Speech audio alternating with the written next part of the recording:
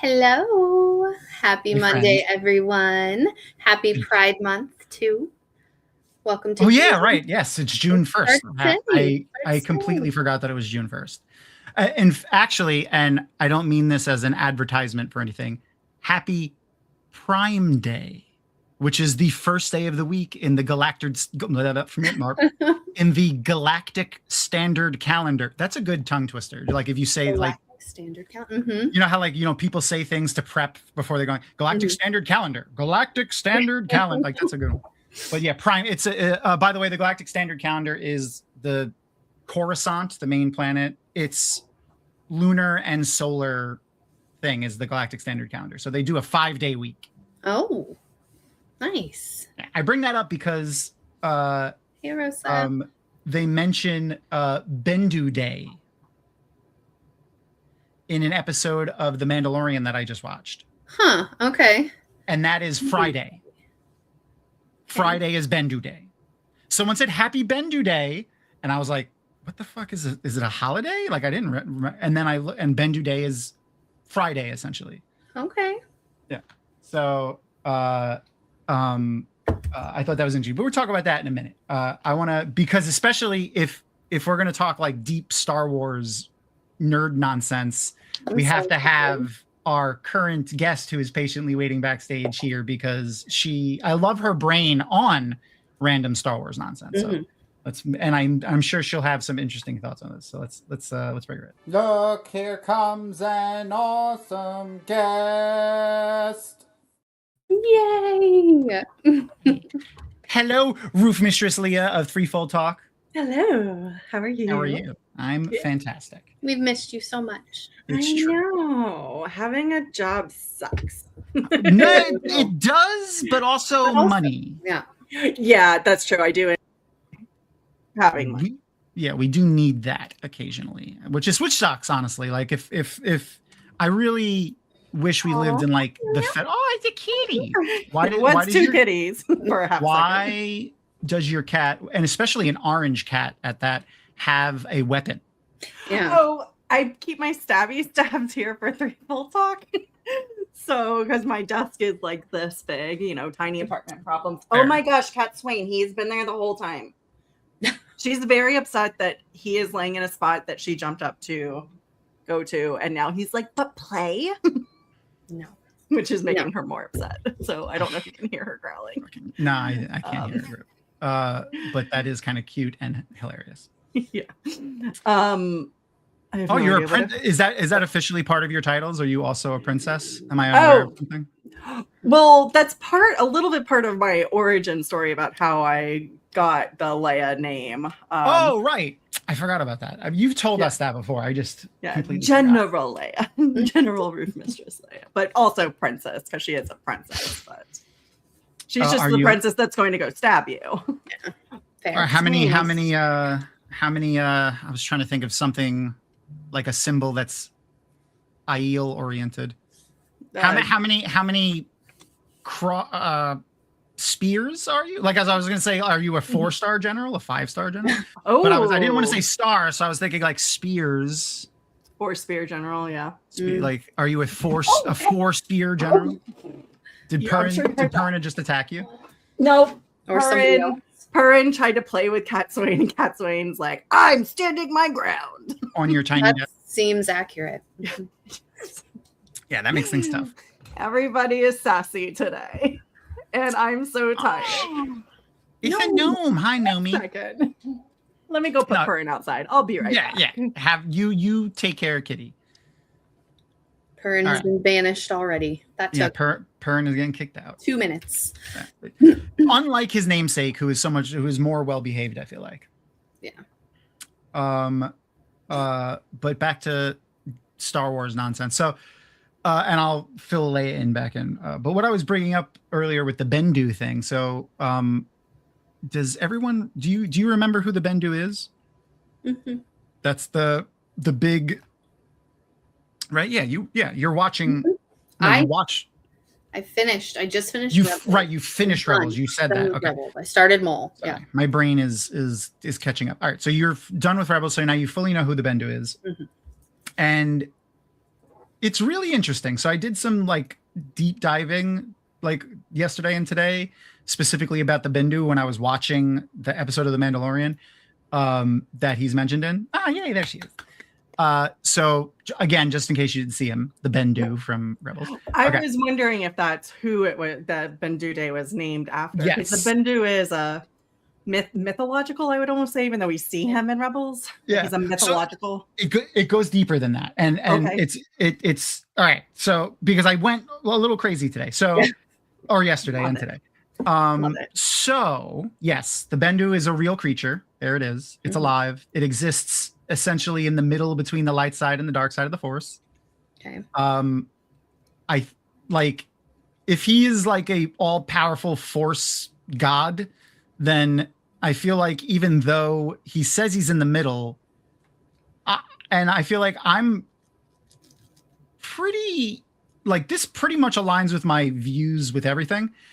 If you stand by the side and let the bad things happen just because you're neutral, you're participating in it. Oh, absolutely. And it feels the same about our current situation with everything going on in our country. You need to stand up and fight against the, and it doesn't need to be physically fight. You know, like not everyone could go out, pick up a lightsaber and start swinging it. You can talk about it with your friends and family. You could post about it. You can, you know, just be vocal so that one other person hears you, or make a post online or anything. Wear a t-shirt, a pin, whatever you can do. It doesn't have to be killing a Rancor.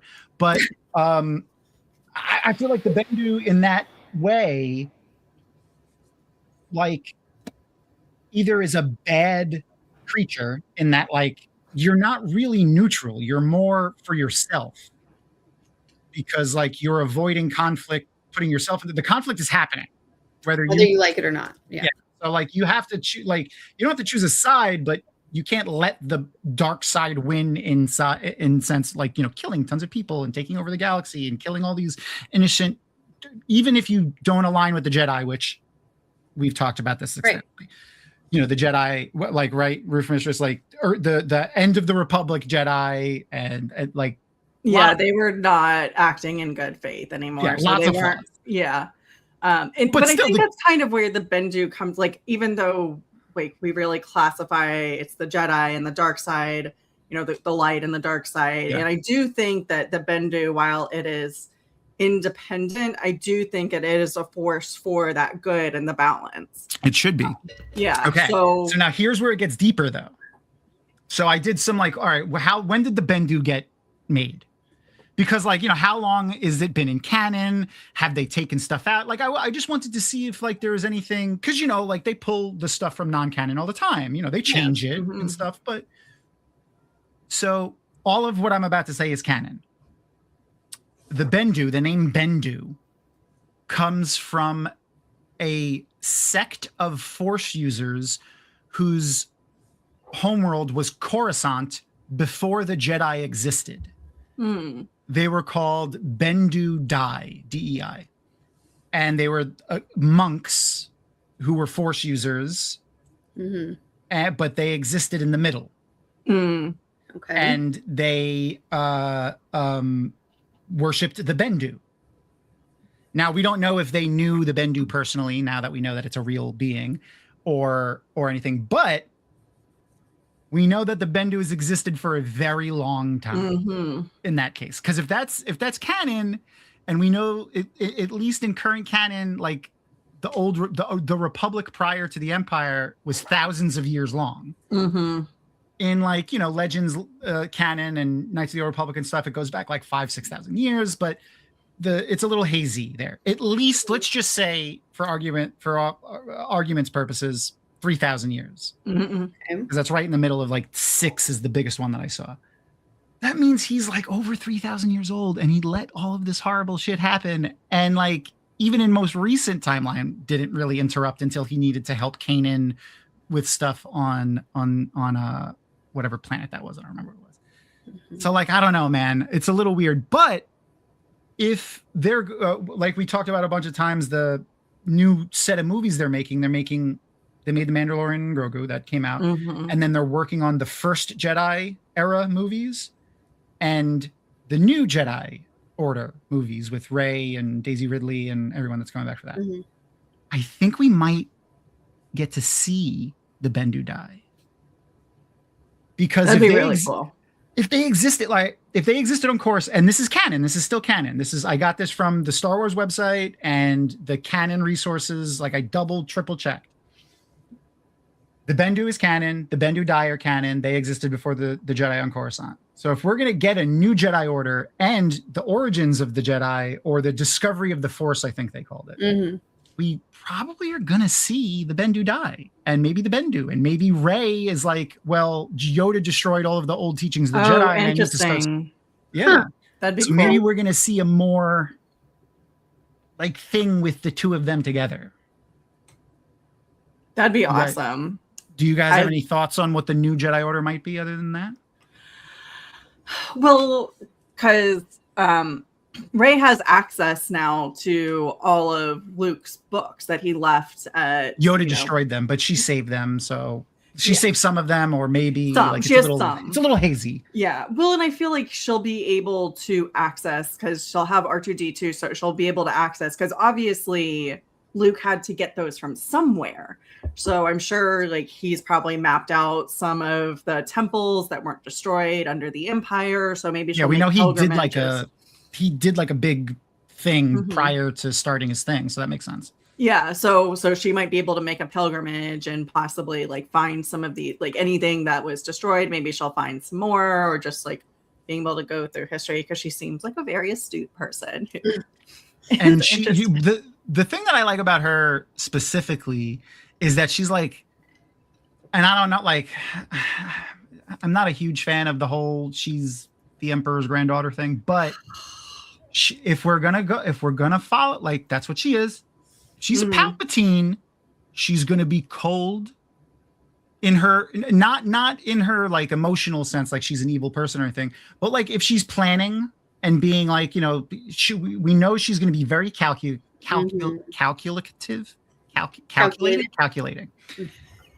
And she's going to be able to plan for the long term. If we've gotten anything from Palpatine. Yeah. So well, and I think, and on top of that, she'll be able to talk to some of the people who have been in this movement for a long time and really figure out, hopefully, where things went well, things went wrong. So she's coming into this completely brand new, for the most part. Like, she does have a little bit of training with Luke. So I think she'll be able to take... I'm just picturing Yoda with those glasses that have like the fake nose and the mustache. The big eyes. The Groucho Marx glasses.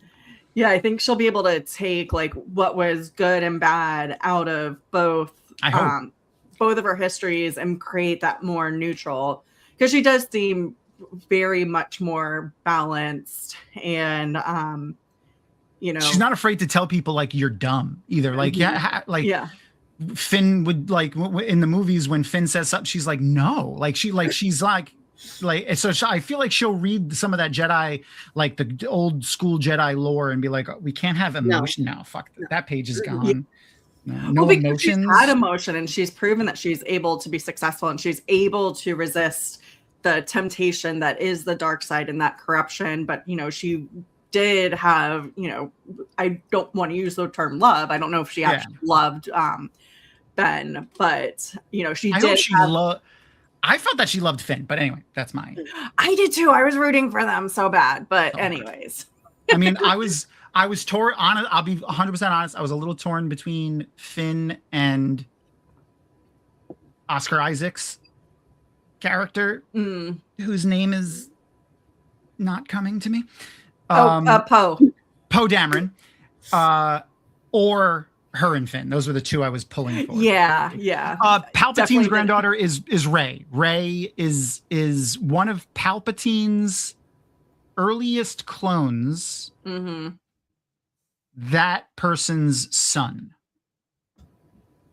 or daughter. I mean, that person's daughter. So she is Palpatine's granddaughter of a clone, kind of, I guess. Oh, so speaking of, I just finished the book Darth Plagueis. Ooh. So was he wise?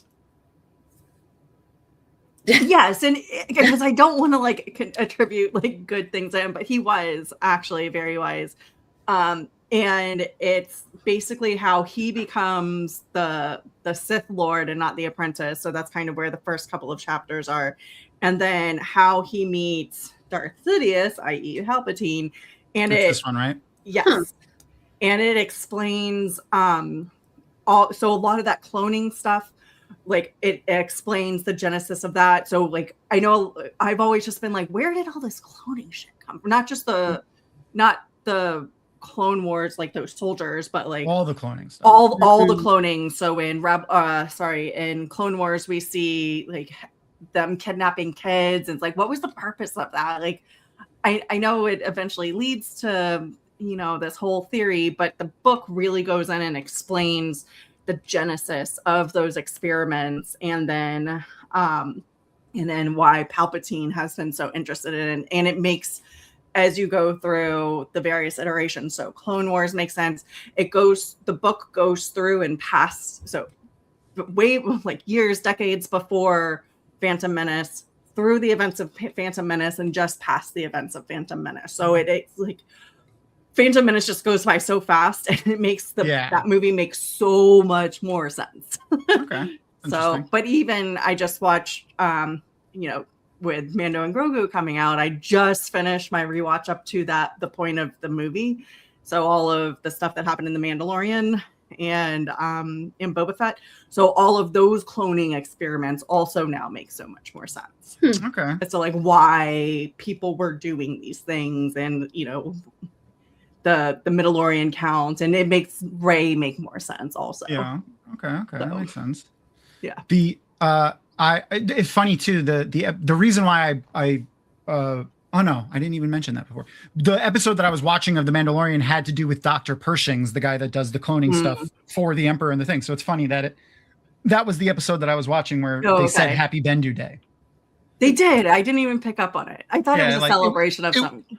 It was a really random, like he's working in his dead end Republic job that he hates, and like a random person just walks up to him in the office and goes, "Oh, Happy Bendu Day," and I was like, "What the fuck?" And it's like Happy Friday, Happy Monday. It was just like them saying Happy Friday, and I was just like, I can't believe I never freaking picked up on that. Because I feel like I had to not be paying attention, because like I feel like if I heard them say that, I would have been like, "What the fuck is?" Anyway. There's also just so much going on that interesting little facts like that, unless you have the desire to stop in the moment and start Googling things. Yeah. You move past very quickly. Oh, I figured I should probably, I forgot I wrote it down. All right. So so Hump Day would be Tongs Day with a T, Tongs Day. I'll put them in chat. So these are the 5 days of the week by the Galactic Standard Calendar. Prime Day, Syntax Day, Tongs Day with an S, Zell Day, Zhell, and then Bendu Day. That's the days of the week for the Galactic Standard Calendar. And they have a 12-month calendar, which they changed from a 10-month calendar, which was like the old legend stuff, but they updated it to 12. And it all is basically Coruscant's day. So there's a 368-day year, 24-hour day cycle, just like Earth. 12 months to do a full rotation, a solar rotation. But it has 5 days instead of 7 days in a week. Makes sense. Yeah. Cool. I never knew that. So I usually save the Star Wars nonsense for the end, for the end of our bit before the episode. But Erin has shared the link to join our watch party in the thing, because she's keeping me on track. So if anyone wants to watch along with us through that way, you could just follow that link that she posted. It'll bring you to Discord and give you the directions on how to join our watch party, which should be coming up in there soon. But in the meantime, what did Past Tom write down for notes? My notes. There they go.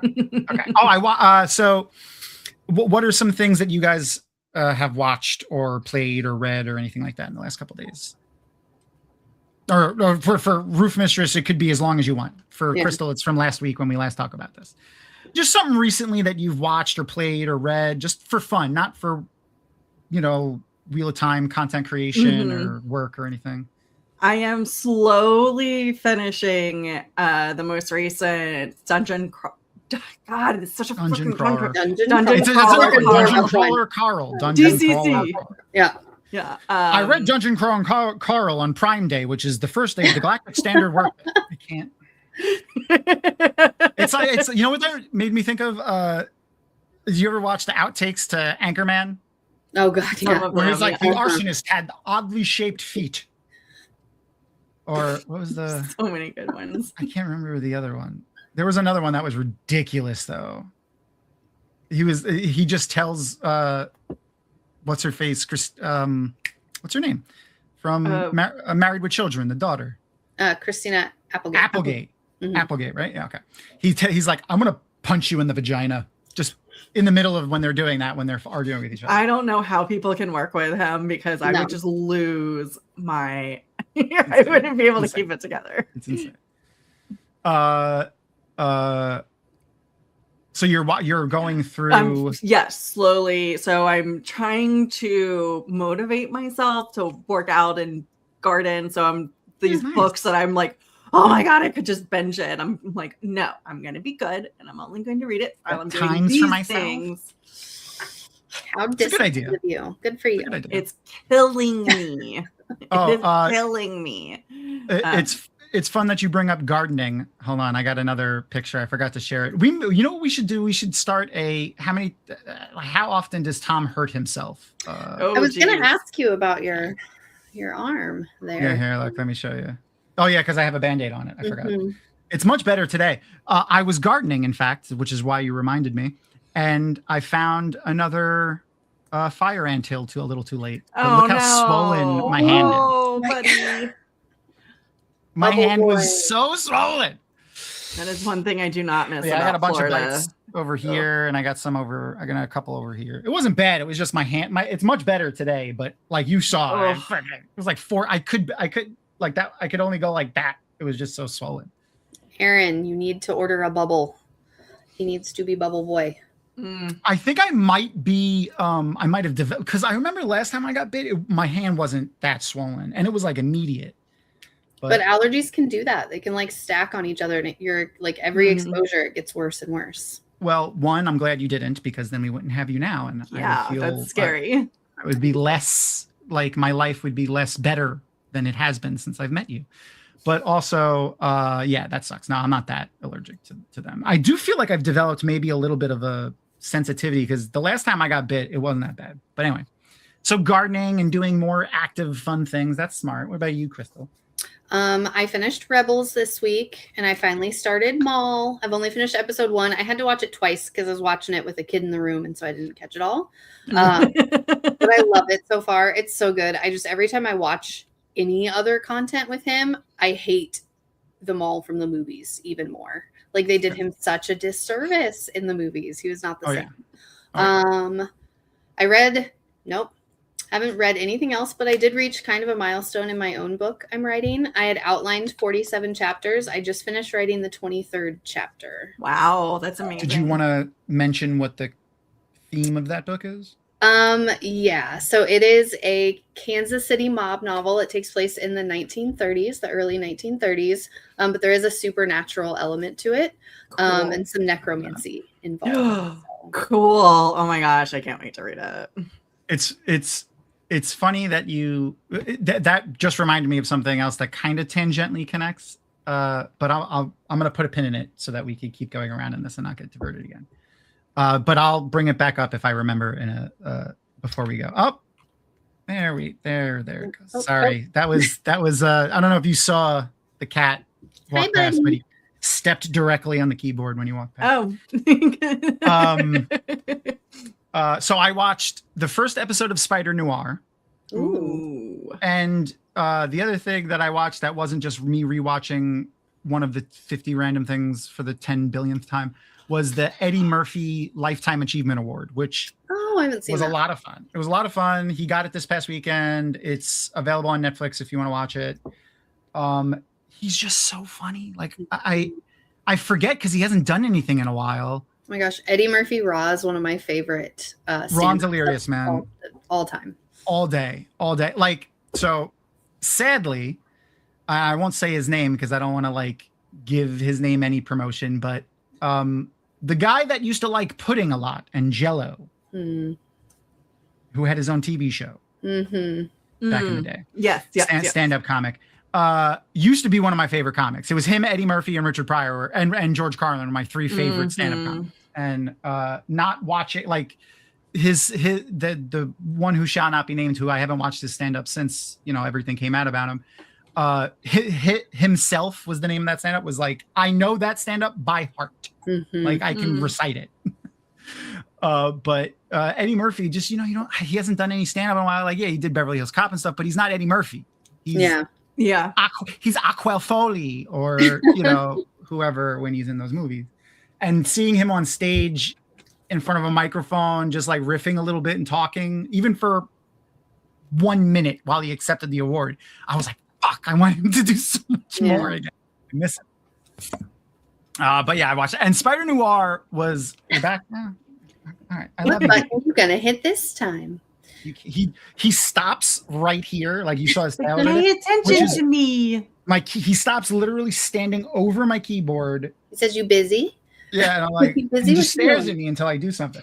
Have you seen the videos of where people create basically fake laptops for their cats, and then the cats will actually lay on the laptops and like, smart. Yes. So they leave your laptop alone, but you put it. He has a bed, literally. Like, look, here's my. You can see the cat. It's like, here's my hand. It's right here. It's that's not right in front of you. I know.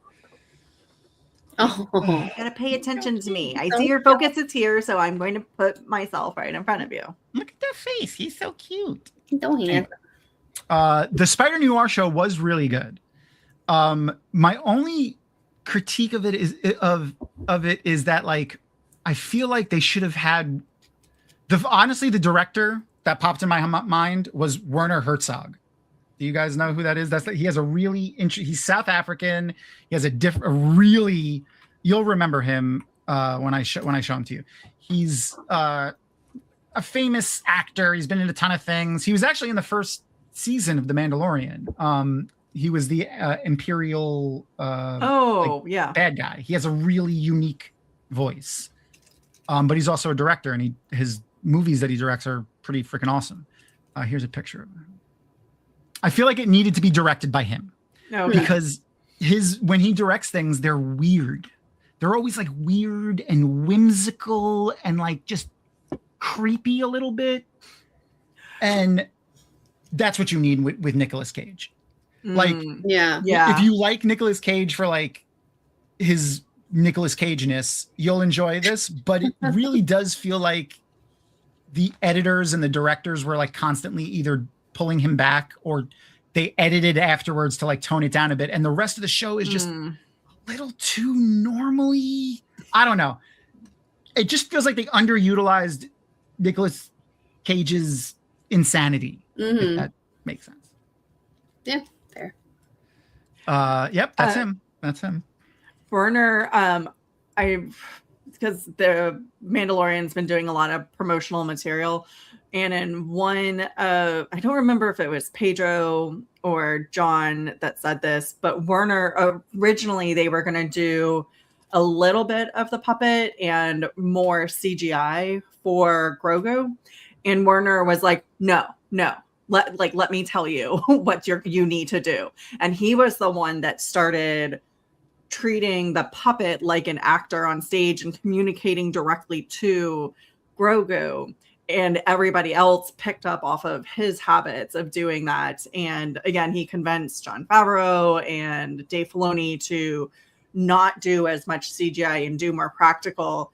And I think that I didn't realize that he was a director. Now knowing that, because I was like, oh, well, I mean, his part wasn't that big, and like I'm sure he seems really famous, but yeah, that's kind of ballsy to tell the director like, no, you're not doing CGI. Yeah.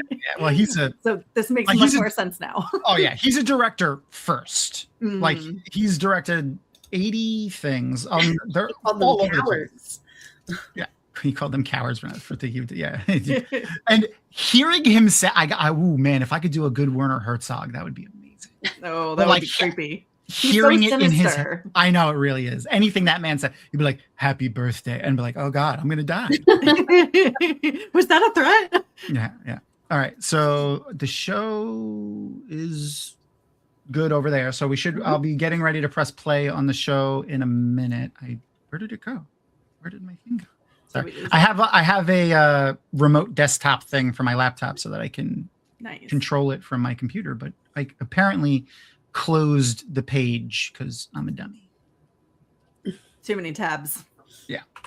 The I had one of those today. Oh God, so many. I hate having tabs open because so I grew up poor, so I baby everything I own, and having 10 million tabs open all the time will burn the RAM in your computer out very, very fast. Yep. And especially right now, RAM is very expensive, so I don't want to do that. So like I'm always like going back through and like closing stuff I don't need, and like I even have a notepad open with websites that like I want to remember to go back to, just so I don't keep too many tabs open, because that's how anal I am about it, because I'm an insane person. But anyway, I'm gonna get ready to press play on in the show on the episode that we're watching in a second. What was the other thing that I wanted to mention? There's one other thing. Oh, oh, go ahead. What were you gonna say? I said the thing we're reading. Speaking of reading. Oh, right. Reading. Yes, I did. That was the other thing. That is one of the other things. So we are doing the Dragonmount Book Club. I didn't download the picture because I'm terrible. But there it is. Yes, the Martha Wells, The Witch King. We are currently reading that. I started it this week. I'm on chapter 3. I need to like hunker down and like really get to reading it though, because I'm being bad about that. What was I just fucking doing? Yeah, I'm going to attempt to keep up with the book club this time. Well, we do like a whole month. It's like 3 months altogether. I know. I just get distracted or shade. Luckily, this book at one of my in one library, it's got like a 2-month wait period, but in the other one, I can just renew it. Oh, that's good. So like I've had issues with like trying to get them from my library before. Yeah. In time. Well, but I actually read this book at the end of last year, and I'm so glad we're doing a read through. Okay. Awesome. Because it was so good, but also I was like, what the fuck is going on? So, and I think it's definitely one of those books that you can't stop, you can't put it down. It's fascinating. It does jump back and forth between present events and past events. That fucks me up. Yeah, so knowing that drumbeat, but then also there's just a lot of characters, and I was through audiobook, I was like very, very, very confused. I can't, any book that like switches POVs or introduces a ton of characters, Wheel of Time, I have to have read it first and seen it before I can listen to it, or it's not going to make sense to me. Have you read the second one, Queen Demon? I started it, but I started it when I wasn't fully paying attention, and by the time I got to the 3rd chapter, I was like, I literally don't know what's going on, because again, it's the same problem. It's just like so many characters, and it doesn't start immediately after where the first book ended, and I'd already forgotten half the characters, so I was just like, I need to like be in a quieter place. I'm very similar with that. Yeah, so I'm actually really happy that we're going through this again, and then I'm going to immediately pick up I'm going to try to listen to it all in one shot. Demon Queen. So so I have 2 pictures to share. One of them took me a second to find because I was like, I know I saved it, but I couldn't find it. So one of the things, for those who don't know or have not done the Dragonmount Book Club, which if you haven't, you should go to the Dragonmount Patreon and sign up for free. You could sign up, and even the free members can participate in our book club. And one of the perks to our book club specifically is that Tor sends us copies of books all the time, and then we give them away. So we have a bunch of people that have signed up. And since I forgot to ask Rapunzel who won, we're going to announce it next week, but I will start sending out books soon. But we have a lot of books this time to send away. Yay. But they're kind of the wrong book. This is what Tor sent me. Oh my gosh, so that's many. funny. So obviously Witch King came out a while ago, so this was what they had left, I'm guessing. And then and since Queen Demon came out recently, they obviously they have a lot more of that, so they sent me a ton of those. So we're going to be doing a giveaway for all of those Nice in the of them. next Thank couple you, weeks. Tor. Yeah. Speaking of the characters in it, this is one thing.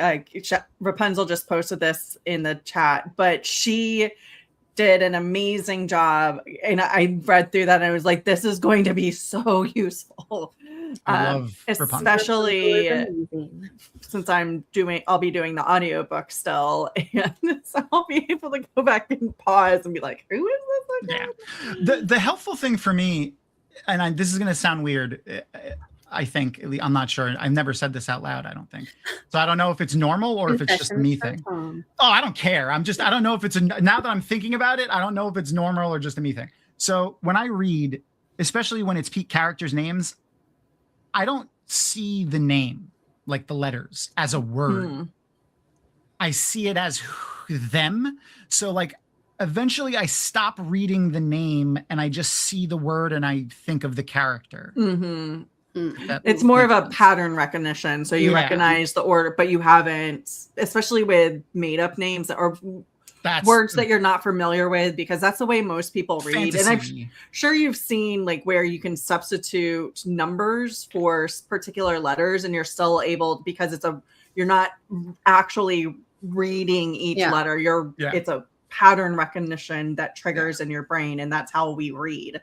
And so when you see a name, you don't necessarily say it in your head, but it's a pattern. That's exactly what I do. I remember when I started reading. Also, not to call you out or anything, but like, I don't know if it's the dyslexia or the ADHD, but I think it's, I'm both. Severely. So. Okay. You are too. So maybe I already know you and I get along very well, but like just another reason why we have the same similar brains. It's funny. Yeah. When I had first started reading The Wheel of Time, and my mom was the one who got me into the books. And so we started discussing the books, and she was talking about this Nynaeve character. I was like, who are you talking about? Because I'd never pronounced that word in my head, because it's just very not a name that I'd ever seen or known. My brain would see the N, the Y, the E at the end, and then that was it. Exactly. So, and it was just that pattern recognition.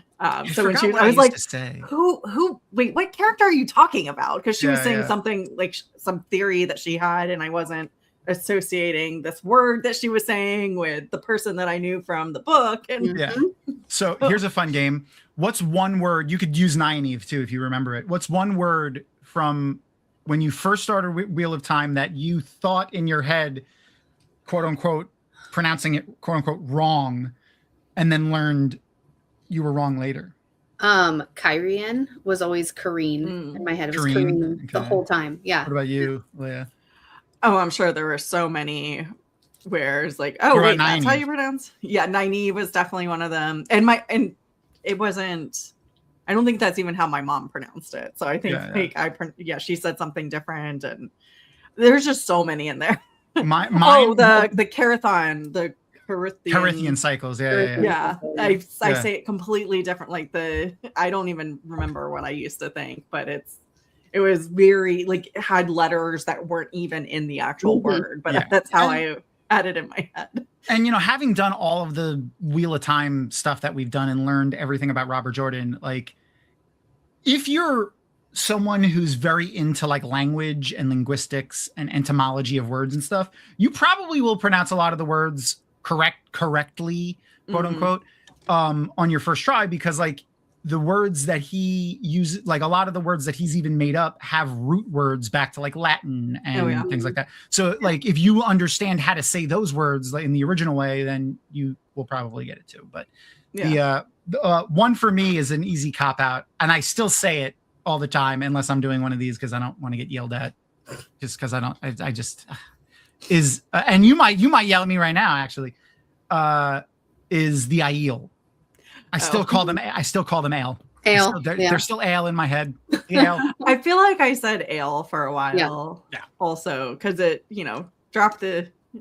You can mix up those letters and then it's ale. Yeah, exactly. Like it's just so much easier to say. Like it's one syllable, and I don't know. I'm silly.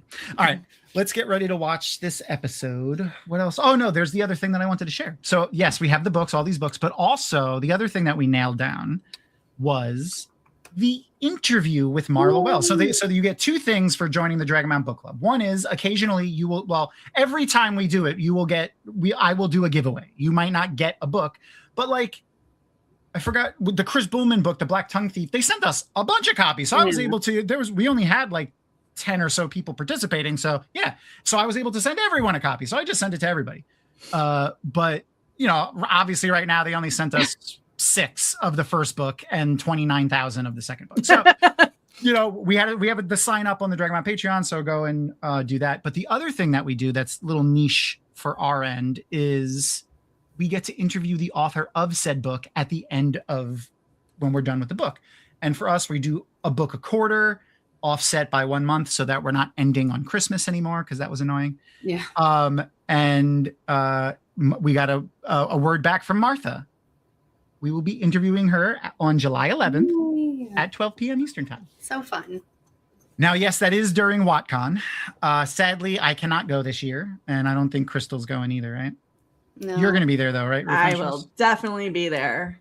Yeah, so this is new for information. I was still trying to go, but as most of you know, Lanfear passed away.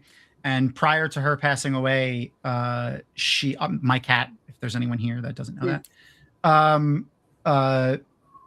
we had like an $1,800 bill. So like that ate into our travel budget for this year. Cause I'm trying to go to MalPureCon next year in Europe. So we're not going to be able to do WatCon this year. And I am a guest at Multiverse Con this year. So I kind of have to go. So that's the only con that we're doing this year in person, obviously, is that one. Yeah, finally an interview when I'm not working and it's WatCon. But sorry, buddy. I try to get it on the weekends and like the middle of the day sometimes, but it's just whenever these people are available sometimes. Well, and you said that one date. It's probably around the time where we're not going to be doing active things. Or around lunchtime. Yeah, so right. It's noon, so it's a lunch break in WatCon. So if you are at WatCon and you would like to watch the interview and participate because it is a live Q&A with Martha Wells, talk to Leigh-a and maybe we can I definitely want to watch it. So I don't think there'll be we won't be able to do an official thing. But maybe there's a place a room party or something like that. We can plug a laptop into a TV in the lobby or who knows, whatever. They do usually have that side gaming room that I don't know if they'll have a TV set up in there or not, but yeah, at least I'll probably. I mean, there's nothing to watch. You want to watch me and her on a screen, but the listening part is the more fun and participating in the chat. It'll be 1 hour. It'll be a hard stop. We're not going to sit there for 10 hours or anything. She's a busy woman, and it'll be fun. It'll be a good time. Thank you, Madlands. Thank you very much. She was a good cat. And now Leo immediately took her spot, which was kind of funny. But now there's like a long history of cats sitting here. I have 3 generations of cats. Luna, my eldest cat, who was like 21 when he died. Then Lanfear, and now Leo. Guy. Leo needs some work in the producer department. But yeah, he slacks a little bit. It's a little crazy. Right. I'm going to get ready to press play on this episode now. Because I did all of my things I was supposed to talk about. Martha Wells on July 11th interview, and we have 1 million books to give away. So make sure to go to the Dragonmount Patreon, and there's a post on there. Once you follow for free, you don't have to pay for it unless you want to, which we will lovingly accept because things cost money. And you can enter for a chance to win one of the first books, and probably everyone will get a copy of the second book. I doubt we're going to have more than 20 people sign up for the book club. So. But we'll play that by ear. Anyway, All right, I'll give everyone a countdown. If you're in the watch party watching along, just go ahead and hang out. And if you're following along, I'll give you a countdown. 3, 2, 1, and play. Yay! Play. Worked on the first try. And the subtitles are on. Woohoo. Star Wars theme playing. Yes. Love comes in all shapes and sizes. Is that something that anyone in Wheel of Time needed to hear at any point in the books? Rand. Not Matt. His comes in multiple shapes and sizes.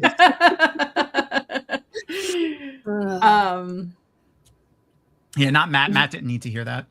No, he's good. Maybe Lanfear needed to hear that. Oh, Yeah. yeah. Like go love somebody else. Yeah. Type thing. Yeah.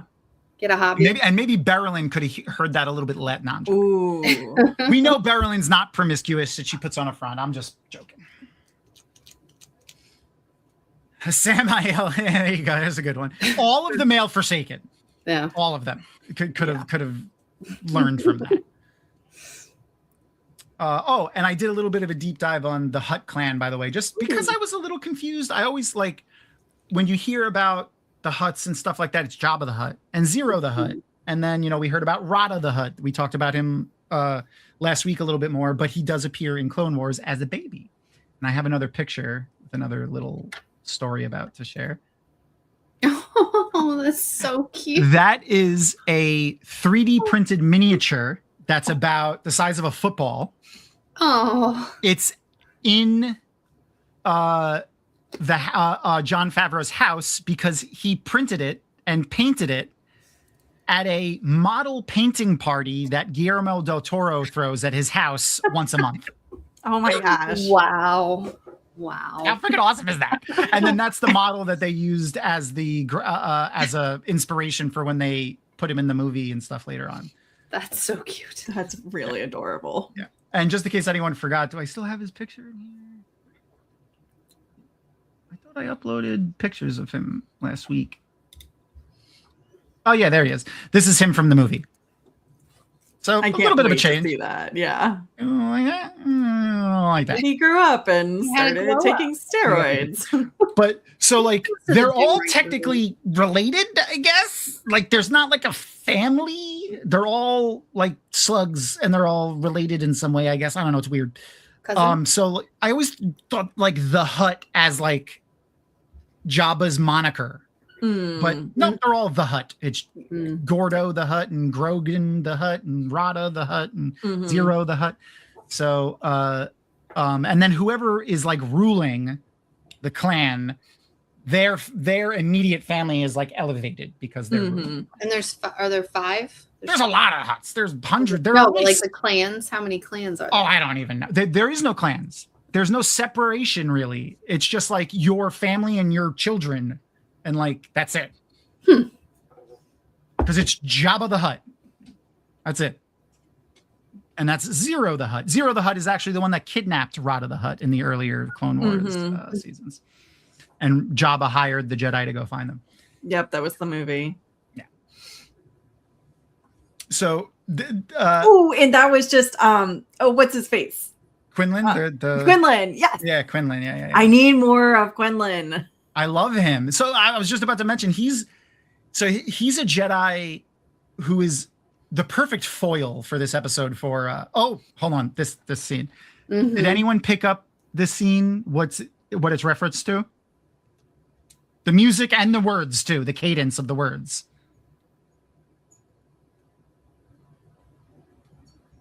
Here, I'm gonna play a little clip real quick.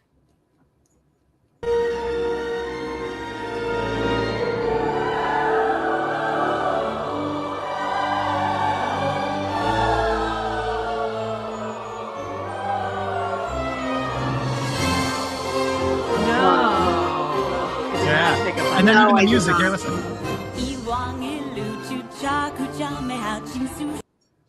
And then listen to this music.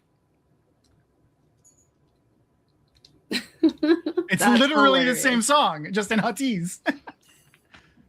It's That's so amazing. The song is called Anything Goes. So when they say there, anything goes, It's literally that fucking thing. It's fantastic. Sorry, it just made me very happy. Oh, by the way, that was the pin that I put in a gangster movie with a weird whimsical theme, because this scene in Indiana Jones is taking place while Indiana Jones. Here, let me see. No, it's just the full dance number. Okay, I didn't know if the clip had the scene when they go then there and they're at the table with the Chinese gangsters and stuff and the Yakuza.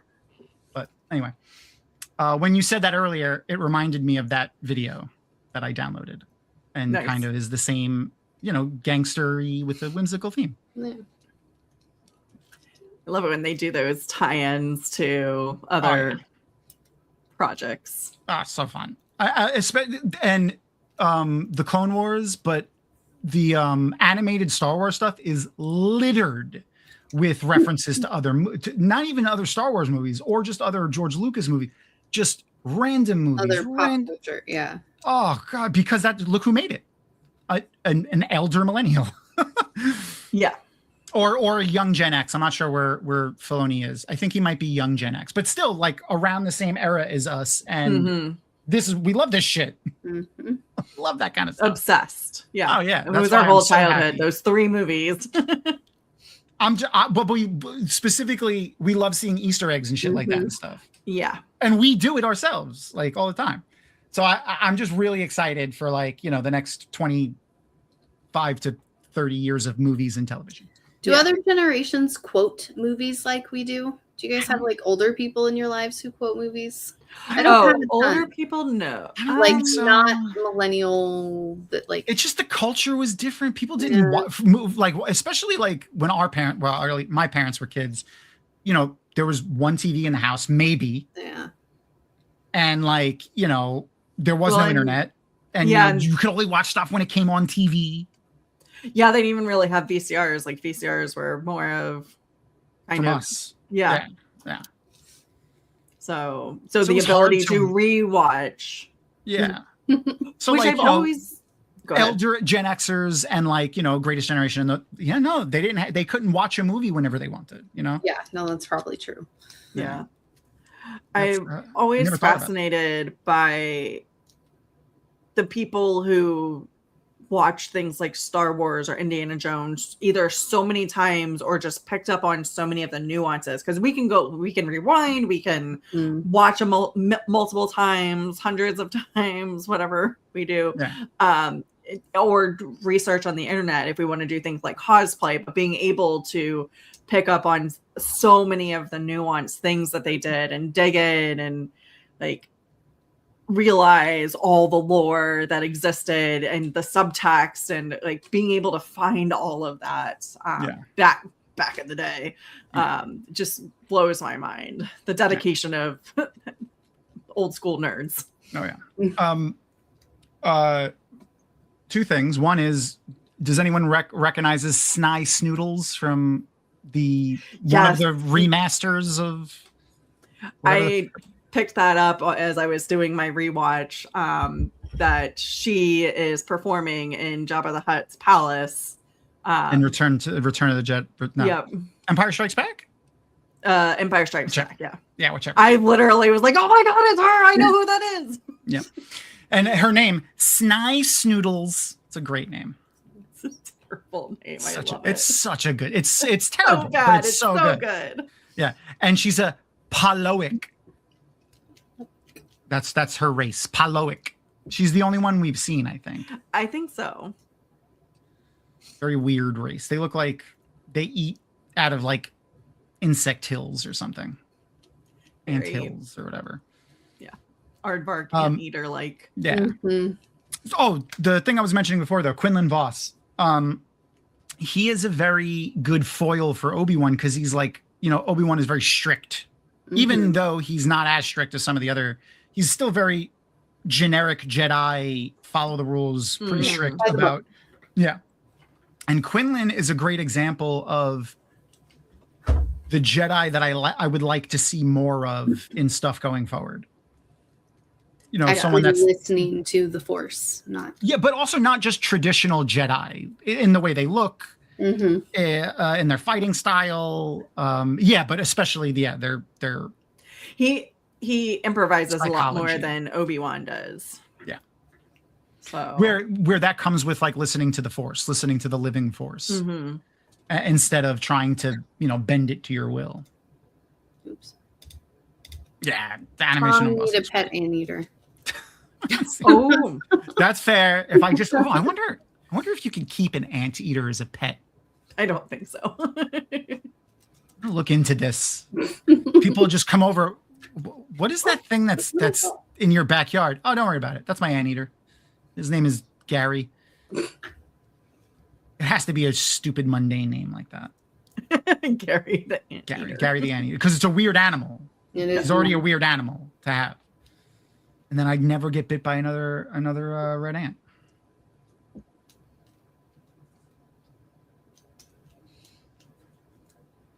Oh, Salacious Crumb. Yeah, that is a good one too. He is a salacious little crumb. Or a Kowakian monkey lizard, if you want to follow the Star Wars lore. Ah, shit. Man, they let people do whatever the frick they want here, but I can't keep an anteater as a pet. And for those who don't know, this animal appears in Mandalorian and Grogu, the film. I won't tell you how or where, but it does appear. I think it's called a dragon snake, something like that. Hoping to get to see that this weekend. Yeah, let me know what you think when you see it. I really enjoyed it. No spoilers or anything. If you liked the Mandalorian and Grogu TV show, you will like this movie. Whatever your feelings were for the TV show, you will have the same feelings for this movie. It's got Pedro Pascal in it, and it's got Baby Yoda in it, so I feel like it's already gonna win. Oh yeah, it's all, and it has what were their names? Azalian, I think it's Azalians. These guys, they're in it too, and I love them.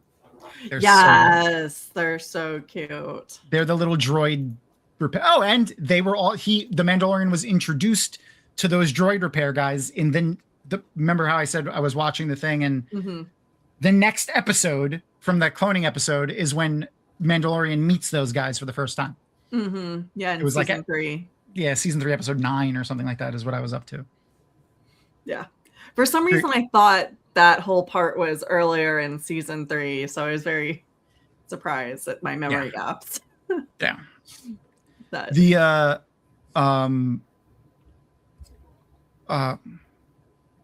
Nope, it's gone. Oh no, the little guy, they talk a lot more. The Azalians, the little droid repair guys, they do a lot more talking in this one, which is my favorite part of them.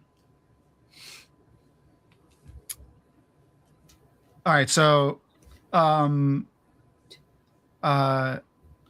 another fun fact about Hutts that I didn't know.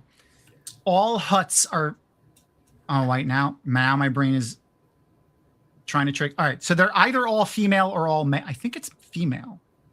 Or maybe it's male. They're all one sex, all Hutts, because they're slugs and they produce. They don't need to, like, they could change their gonads at will. They follow the same biological reproductions as regular slugs. So they're all. I can't remember now if it's male or female because there's two choices, and my brain was like Glenn was saying something about that earlier. Yeah, that they can change as needed. Yeah, so like technically they're all male or all female. I can't remember which one, but it's one of those. Winter Lady asked something, and opening weekend it did fantastic. It's like 160 something million, and I think it only so like a normal drop for this is a little bit of insider knowledge that I learned. I'm not an insider in any way, but an expected drop from opening weekend to the following weekend is 40%. That's an average drop. So if it drops more than 40%, people think that that's bad. If it drops less than 40%, people think that that's good. It only dropped like 10%. So that's very good. Yeah. That's awesome. Yeah. Did you get any of the popcorn buckets wherever you went? I did not. I the theater that I go to is like it's not a local theater. It is a national chain, but it's only in 2 states and there's only like 11 of them. Okay. So they don't get, like, you have to like probably pay a lot of money to get those. I heard something nuts, like some of those buckets were like $80. I was like, what? Oh yeah. I mean, like that's insane. the theater themselves probably has to participate in some sort of program that costs money. Still, $80. This is one of them. I get that it's That's a not $80 to collectible, and no, they're pieces of plastic. No, that's not $80 to me. So, Like I've seen some popcorn buckets from other things that I'd be like, all right, I'd pay money for that. Like I'd pay $80 for that. I'm not paying $80 for a generic helmet, but the hole is on the top. Like, you know, like it's not that. That's not $80. yeah, definitely not. Yeah. Oh my gosh. Yeah. I did cool actually know that. looking. I did know that. That when the girl that played Moaning Myrtle, who is in The Mandalorian and Grogu, she was like in her she was almost 40 or 37 when she played Moaning Myrtle in the movie. I knew that. Yeah, I did know that. Yeah. There's a lot of actors who play like teenagers, but they're in their 40s because you know they have really good genes. Her voice. So, and that's her normal voice too. Yes, I've seen her in a couple of other things, but her voice is very high pitched. And she's English, so she has an English accent. And she's petite. She is very slight. Yeah. The nope, it's gone again. There's my man. I did it. You know what? I did it again today. I need to change. I need to change my alarms for Mondays for my Adderall. I got to show you guys if I could ever figure out. No, I'm not going to take down the camera. If I can ever remember where the name of the video, I got to show you guys the alarm that I use for my pills because it's fantastic. Okay. I had totally forgot about this when I did my rewatch, so I was very startled. Seeing her, when she turned on Zero? Yeah. I was like, wait, what? And this is the end of Zero. Zero is dead. I totally forgot about this entire part of the plot line. Oh, the pill thing is, what's the name of that? Is it Blink-182? No. This is how I'll remind you of who I really am. Who is that? It's not like you to say sorry. This is how you remind me. Oh, Nickelback? That's what it is? Yeah. Is that Nickelback? The pill thing is, this is how I'll remind you to take your pills. And it's just that. It's that song, but it's reminding you how to take your pills. So that's what plays on my phone to take my pills. Nice. See, I'd heard it was like low. I'm afraid by the time I get to that point in my rewatch, it's not going to be in theaters or in my watch through. What, The Mandalorian and Grogu? Because I have to get through I still have a list before I get there. I didn't think it's not low by the standards of movies. So I don't know about how it measures to the other ones or not. I don't know. It's definitely not the lowest though. Mandalorian Solo was the lowest at 80 million. So Clone Wars only made 68. Holy shit. All right, listen to this. So I just pulled up a list of the Star Wars opening weekends. The worldwide box office opening weekend of Clone Wars, the second episode 2, the film, $68 million.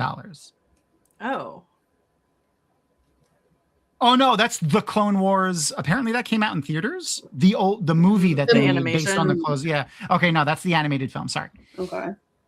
The Attack of the Clones, $656 million. Yeah, people weren't excited for the cartoon version. Yeah, it definitely made the least in the worldwide box office, but it beat Solo. Yeah, Solo. I've heard there's not, like, just what I've seen online, and I've tried to avoid spoilers. There's not a lot of middle ground. People either really like it or they are very, very, very against it. Yeah, there's nothing wrong with the movie. It's just the only issue that I have with it is it felt like a filler movie. If that which you don't make 130 or whatever, however millions of dollars this movie cost. a filler movie. You don't make a filler movie, especially the first Star Wars film that's came out in 7 years. Yeah. So that's the only, like, it doesn't add anything of substance for the new stories that are coming up. That's the only, but if you enjoy Star Wars and just want to watch a Star Wars movie and you're not trying to think of how it fits into you'll like it. Mm-hmm. Well, and I do enjoy, like, the Skeleton Key was the exact same thing. So it doesn't really fit into Skeleton Crew. It's Crew, not Key. Thank you. Yep. I was I'm pretty sure I'm distracting myself because I'm pretty sure I said that wrong. Yeah. It doesn't really fit we're on the same wavelength into the larger,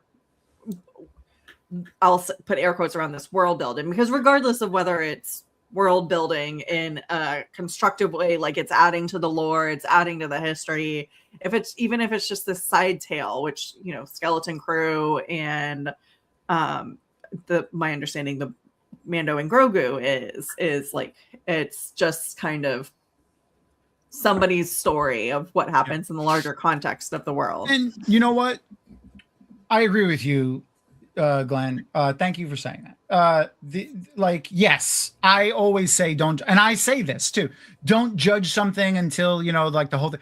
But this movie specifically doesn't add anything substantive to the ongoing major story. Mm-hmm. But I don't know that for sure but you should know that for sure when it's a movie. Like, that's just my feeling on that. But I loved it. I still loved the film, and I would go see it again.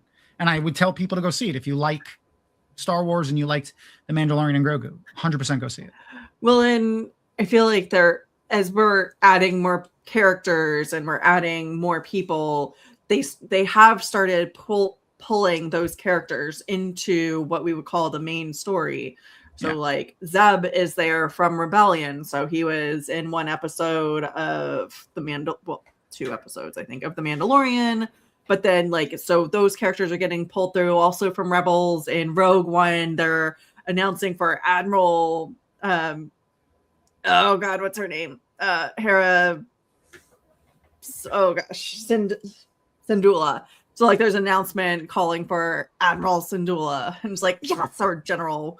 But it's just like those little Easter eggs or those nuggets. But, like, the ability to start building off of characters that are from other pieces, I think, does start adding layers and context.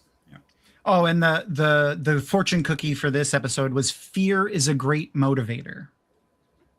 Said all the Forsaken. Yeah, that's literally verbatim what my brain said before I said it. So again, you and I, same freaking wavelength.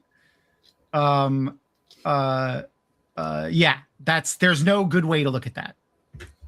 No. But it's true. Other than if you are afraid of something, you should use it to motivate you to, you know, complete a good thing, not something bad. Yeah, it doesn't have to motivate you in a negative way. It can motivate you to as a call for action or to resist. A great example of using it in a negative way is just any news story on Fox News. That was just them trying to make you afraid of something. Mm-hmm.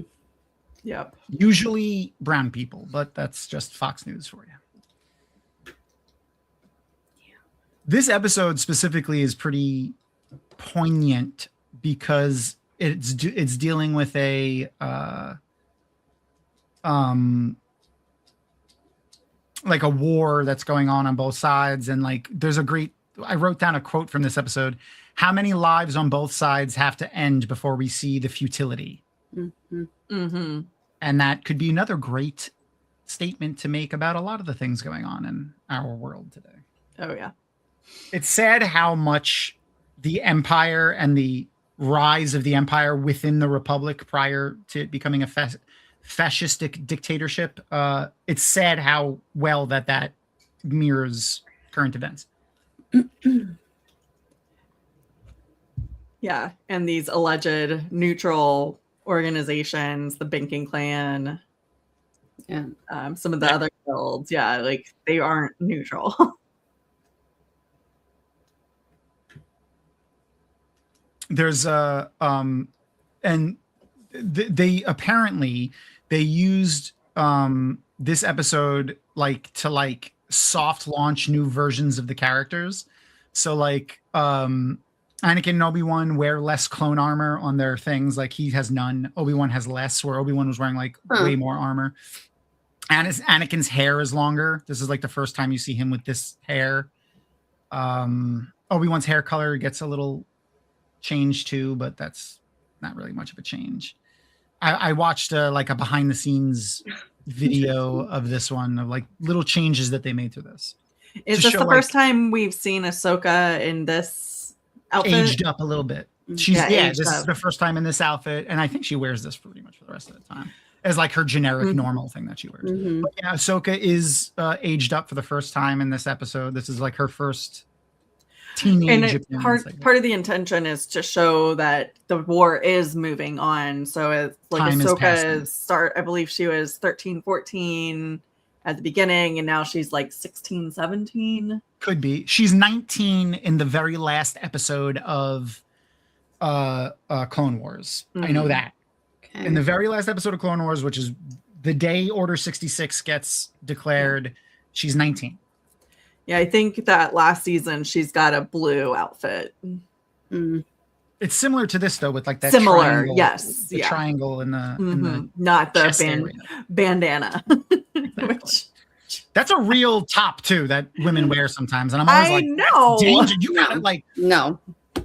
Like I'm not saying that like people shouldn't wear wherever you want. I would just be constantly terrified that it was going to fall off the whole time. Yeah, that's why women go like this all the time when they're wearing tube tops. If I wore, I would be constantly. I would never. I would just walk around holding. Yeah, I would have to. Yeah, they get taped. You're constantly adjusting because it is definitely. Erin is a chesty woman as well. And she, her wedding gown was strapless, so she had to wear the tape too. When I wear my Landveer costume, I have to wear tape on that because I put a wire in it trying to adjust that piece, but I don't trust that. Nah. Let's see. I would have to actually duct tape myself into something like that. That would not. No. So Ahsoka was born in 36 BBY. Are we doing math now? Yeah, because Glenn said she was 17, and I could be completely wrong, and I'm just mixing numbers up in my head because I do that a lot. But I was pretty sure that that's right. So if she was born in 36 BBY, when does Order 66 declared? Order 66 timeline. Order 66 was declared in 19 BBY. Maybe that's where I got the 19 from. So that makes her 2016. 17, yeah, that makes her 17. So he's right.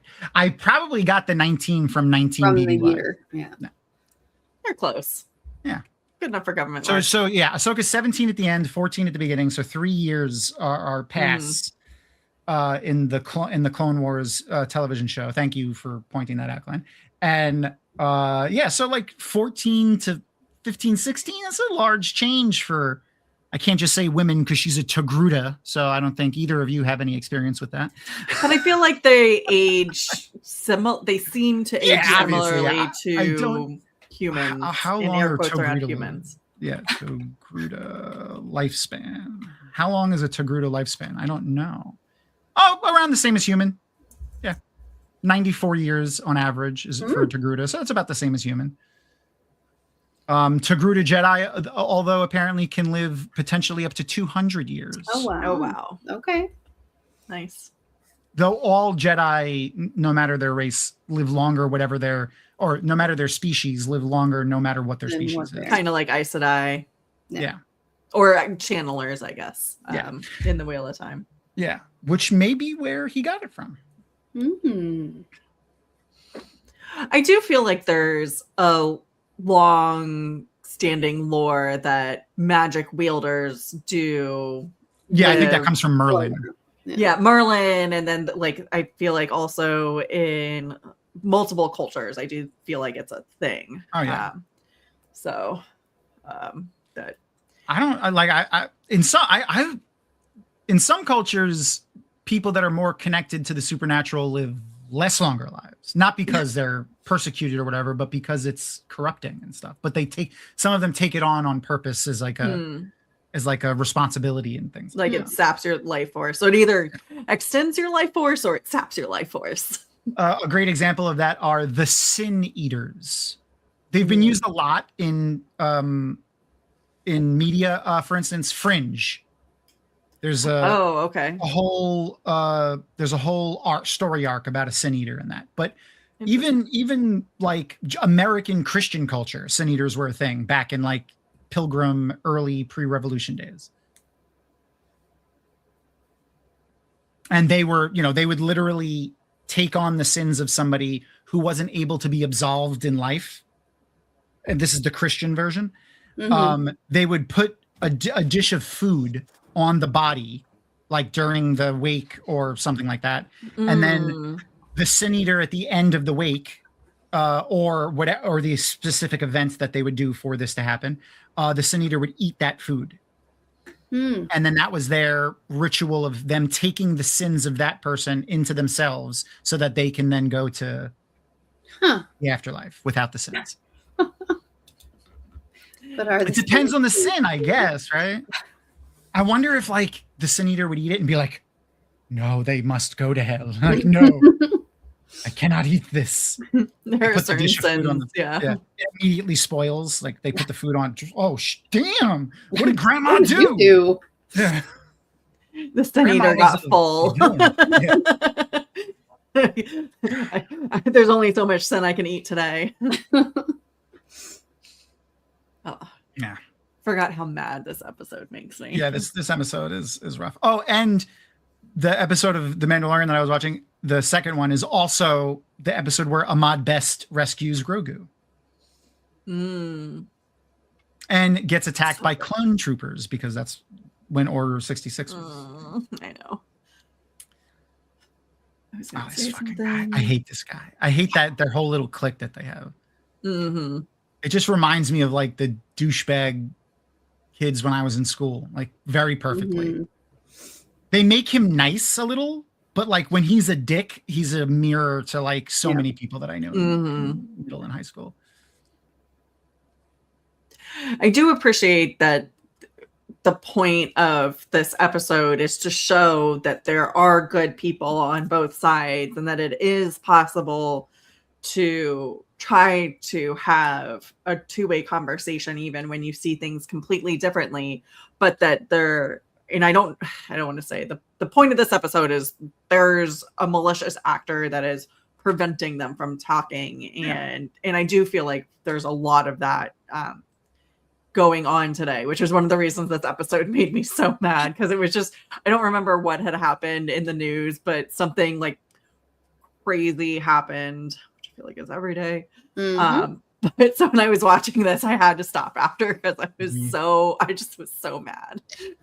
And the name of this episode is Heroes on Both Sides. So. Yes. And just to throw back to when we rewatched Avatar, like Avatar, The Last Airbender, I think in all of media I've ever seen, drove that point home specifically the best. Like where it was like, the Fire Nation and the rest of the world, and the showrunners and the characters in the show did a great job on like being the people of the Fire Nation are not our enemy. No, yeah. And I loved that point that they drove home all the time. Well, and I mean, that is true of any conflict, is that the people themselves are not the natural enemies of each other. It's the leaders that are making these decisions and escalating things to a point that puts the common person. So like the leaders aren't the one going into battle against each other. They are like literally throwing bodies at a problem because they can't resolve things in any different manner. Which is why war is so frustrating, because it's like the person who is going to war is not the person who is making these decisions, but they are paying with their lives. Ugh. And this whole class about the ethics of war at the Naval Academy, which was fascinating, but also like hurts your brain when you really start thinking about it. So that's Rapunzel's having weird issues in chat. I don't know why. She got too spicy. I can't. Oh, that's. I'm looking like I'm in. I forgot to change my thing to Dragon Man. I'm looking at it. I'm like, I don't have any of the right stuff on here. Like, I'm in my account. That's hilarious. So I probably don't want to put this up as a comment. But on Threefold Talk last week, so in the first chapter of The Expanse, they describe this thing as looking like a placenta, and of course we went high and right on that. And so there's this creature that we created called Placentamon, which is like the joke that it was like a Pokemon, but yeah. But then there was another description in the chapter that we just read, and half of the chat like got stuck because like something was coming out of somebody's, like a corpse's vulva. And so, but for some reason YouTube doesn't like that word, even though it's just the anatomy, part of anatomy of a woman's body. We would shame women's bodies and have what? So it's such a weird thing.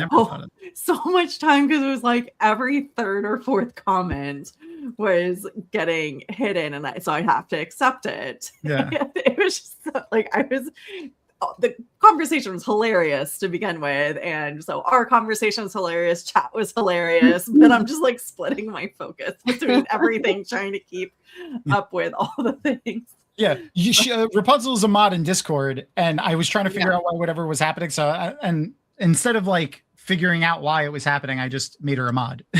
Now she can say whatever she wants. Now she can literally say vulva, vulva, vulva, vulva. Yeah, do whatever you need to do there. Thank you for sharing the link again, Aaron, for those, if anyone has joined and hasn't already started watching with us.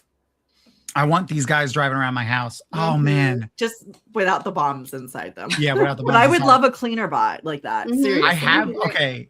I kind of want to decorate my Roomba thing to look like a droid now. That would be amazing. I think I'm gonna do that. Oh man, no, but the way it drives onto the charger, I'd have to design it so it could still fit on the charger. Okay, I might do that. All right. I have a lot of like. Did any of your cats ever ride on the? No, but Leo is getting close. Leo is the only cat that we've had that doesn't get terrified of it. See, Leo's a real one. He follows it around. Yeah, he's definitely a good one. Oh, this just makes me so mad. Oh God. So much annoying in this.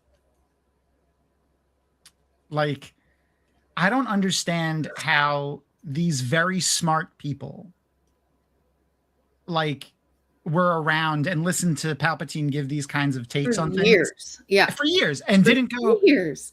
He really like seems like he wants this war to keep going. Like no one ever was like, well, that seems a little weird. Not a single person. Like, I really, really want someone to watch Clone Wars who knows nothing about Star Wars whatsoever. Yeah, and hard. Be like, did you pick up on fucking Palpatine being evil? Like before we see that he's because like I feel like it's so obvious. And how are all these smart people, some people who could literally see into the future and read your emotions and like not pick up on that he's blocking or whatever? Like, so the Darth Plagueis, I know the dark side corrupts stuff. Yeah. So not only does it corrupt, but they're actually able, like they're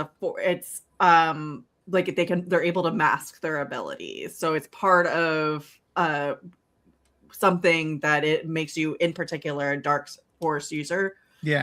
is like it comes with that ability. Yeah. Well, and I think that's one of the like hiding it is like slightly evil, like you're not showing your true nature. Yeah, depending on how much that translates into. Is that book's not currently canon, right? No, I don't think so. I'm not 100%. Well, it was written after. I know. If it was written after, then yes, it is canon. It was written more recently. Yeah, there's no going through. I don't think any Star Wars content is allowed to come out that isn't canon unless it's like very obviously not canon, like the Lego Star Wars stuff isn't canon. Yeah. But that's the only non-canon Star Wars stuff that's come out is the Lego Star Wars stuff specifically. Even the video games are canon. You guys haven't seen it. It's very weird. The Lego Star Wars stuff is very weird. I really liked the Rebuild the Galaxy. Oh, Alex loves that. Yeah, no, that's his. I loved it too. Yeah, Darth Plagueis was written in 2012. So it's older then, right? 2012. So it's like 14 years old. No, but it's pre-Disney buying Star Wars, or is it post-Disney buying Star Wars? I think it's post. I don't remember when Disney bought Star Wars now. I don't know. Chat will tell us. Mm-hmm. Somebody will know. Yeah, someone will know. One of our smart chat people. Because I feel like it wasn't in the aughts, like, but pre-2010. Oh, by the way, that's another thing I learned this past weekend. Did you know, and this is the first time I've heard, so if this is common knowledge, I'm sorry. People refer to 2000 to 2009 as the Audis. Yes. No. Naughty Audis. Did not know that. The naughty Audis. I like that though. Len, what year did Disney buy Star Wars? When did Disney buy Star Wars? So this say it was like stupid debate drives me fucking crazy. Okay, so it's around the same time. I don't think it was 2000. That's so 2012. So around the same time. So maybe it was canon, maybe it's not, but it doesn't matter. We know that like Yoda says the dark side blinds us and it obscures the future and things like that. But like, I feel like they still should have known something was off with this guy just purely based on the words that he says and the decisions that he makes. Like, yeah, nothing to do with the Force, just how he acts. Yeah, anyone who wants to consolidate power and not have other people's input on things and stuff like that and shores up their position to maintain power and control, that's not good generally.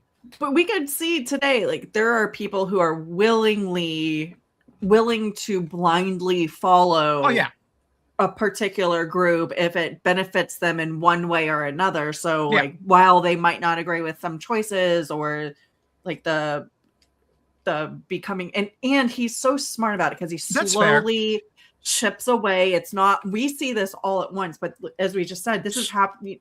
Clone Wars is over 3 years, but then there's like so many years and decades before that. So I'm just talking about Palpatine didn't become Chancellor until the end of Phantom Menace. Yeah. All right. So that was the end of the episode.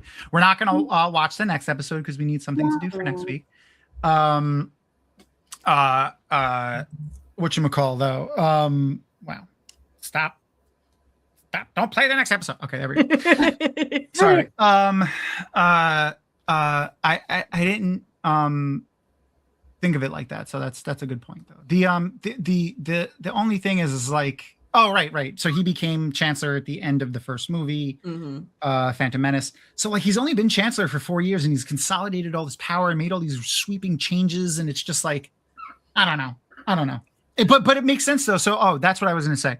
So in that sense, people seeing him consolidate power and make things less democratic, do you think that then those people are like fascistic? Like, do they want this to happen? Like, are they like, you know what? The Republic has been kind of shitty and like let's let this guy be a dictator for a little while. Like, he also, as he's consolidating the power, he keeps claiming that when the war ends, we'll go back to normal. Yeah. So, but because we're in the war right now, we're going to it's basically similarly to how we're currently. Okay, people are being brainwashed. Well, it has to get messy before it gets better, guys. That's fair. So forget about the politicians for a second. What about the Jedi? So then do we think any of the Jedi would be cool with the Empire?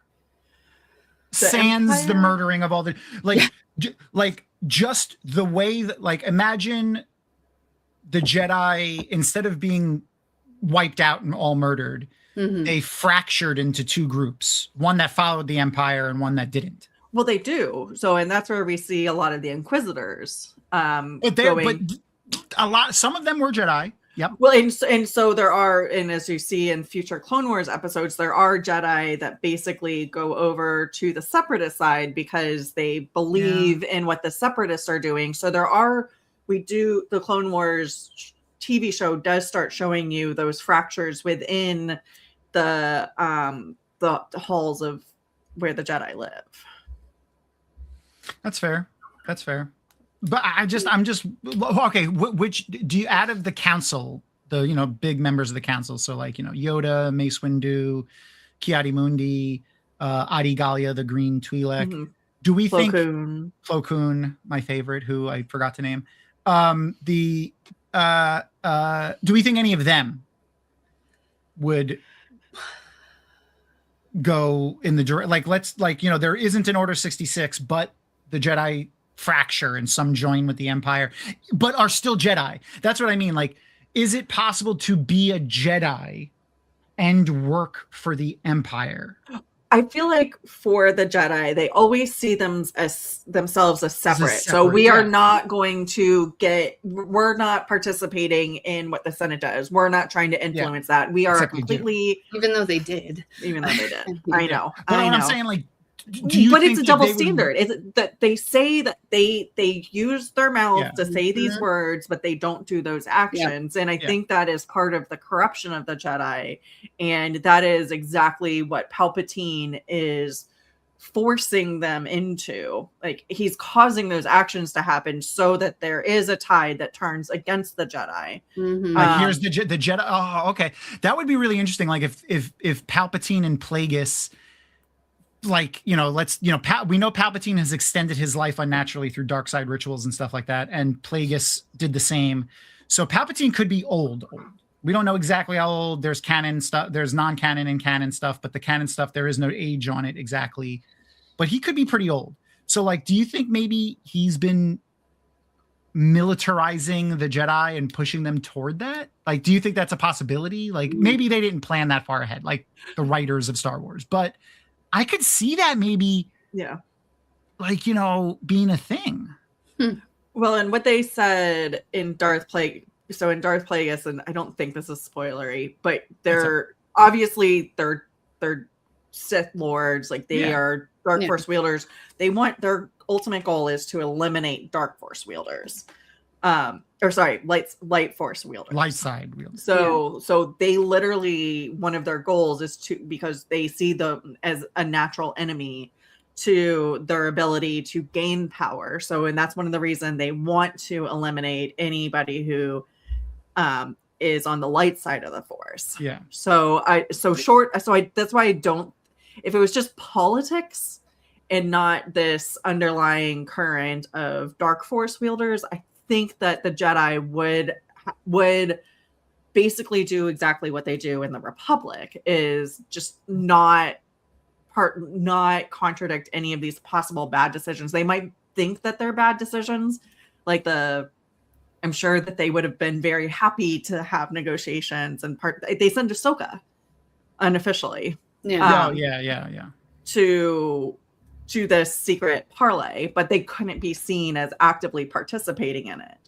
But they wanted it to be successful. Yeah. And I do want to remind everybody that this entire war in Star Wars, the Clone Wars and all that stuff, and the stuff with the Separatists and the Republic, started from a blocked trade route. Just want to point that out because of current things going on. The galactic civil war started because of a blocked trade route.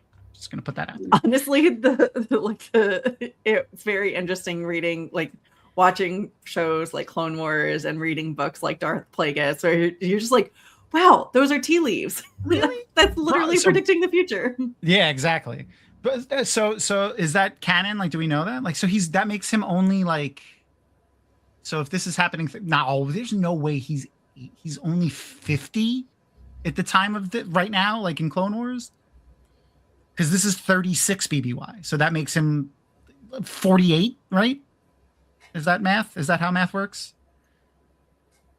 What's 30, 54, 36 minus 2? Yeah, 48. That makes him 48. He's 48 years old. That can't be right. That just, I don't know. I feel like that's not right. If it is canon, then I'm writing that out in my head, because he's got to be 60, like at least in a human years. He just looks, he's got those bad genes where you look old. He never wore sunscreen ever. Okay. Yeah, he never wore sunscreen, and apparently being a dick is bad for your skin also. So like, just money can't buy you everything. Never in my life have I seen a better advertisement for not being a dark side force wielder than this image. Where is it? This image right here. Wow. He's 48 years old. That man is supposed to be 48.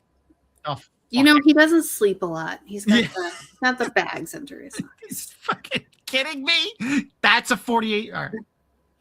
Anyway, I'm sorry. This my brain latches onto weird stuff when I start to get loopy. So remind everybody, what did we talk about? We talked about the book club. Martha Wells, we're going to be interviewing her on July 11th. So if you want to read along on The Witch King with us, feel free. If you want to read on your own and just join us for the author interview, also feel free. But, go toss us a follow on Patreon. It's free. And I have a ton of books to give away. So go sign up for free on Patreon, if for no reason than just to get these books out of my house so that I don't have, because there's no way I can throw them away. And I've already donated one copy of each to the local library, like I usually do when Tor sends me stuff. That's awesome. So I need to get rid of these books.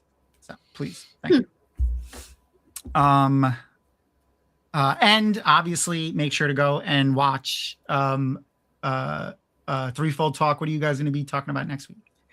We are doing the next 2 chapters. We're reading through Leviathan week, so I think we're up to chapter 33 and 34, or 34 and something like that. And it's nuts. But that's the Expanse book, right? The Expanse, yes, it's the first book of the Expanse. So we're just over halfway through, and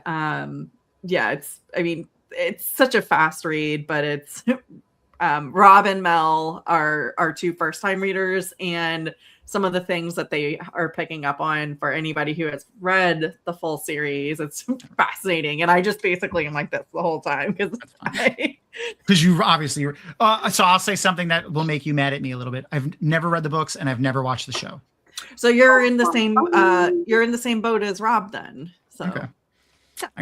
I've been wanting to check it out, especially because there's a new game coming out in the near future. Yes. And I was like, I really should probably watch the show at the very least before. Yeah, it's based off of one of the more popular secondary characters in the show. I think Gnome is mad at me. Mm-hmm. Yeah. Well, you can catch up with us. Okay, yeah, and just start following. And I gotta, because the Leviathan's the first book, right? Leviathan Weeks is the first book. Yes. Right. Okay. So yeah, maybe I will. Maybe I'll try to catch up. The most part, each chapter is about 10 pages. So really, that's great. Is there 10,000 chapters, or is it a really short book? No, there's 56 chapters in the first book. Okay. We're going to be done by mid-August with this book. Yeah, that's great. Okay. So I need to start deciding very soon what we're going to move on to next. And I know you said it, and if I think long enough, I'll remember. But what date is your episode?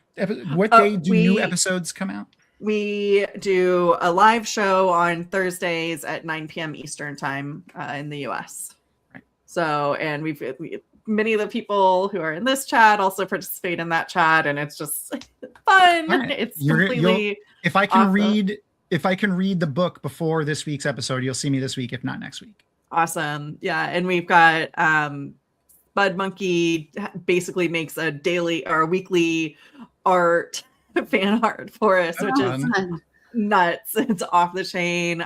We've got Heather Sadai, who's been making music for us. So great. Yeah, so we've just got a lot of fan involvement. Oliver's Ears, who I don't know if he's still in chat, has been starting to do the summaries for us at the beginning. So if anybody wants to do a summary for the chapters for us, just send me that video, because we really hate doing that. We read it and then we immediately forget what was in the chapters. So I totally understand. So true. That is so true. That's why I end up like covering my face and go like this the entire time. So I'm just like, oh my God, I don't know what I can say and I can't say. So are you finding it harder? Because I know you did a lot of interaction with first-time readers for Wheel of Time. Was it harder keeping your mouth shut for Wheel of Time stuff or Expanse stuff? I mean, I feel like it's the same for both, because the timelines get all jumbled in my head.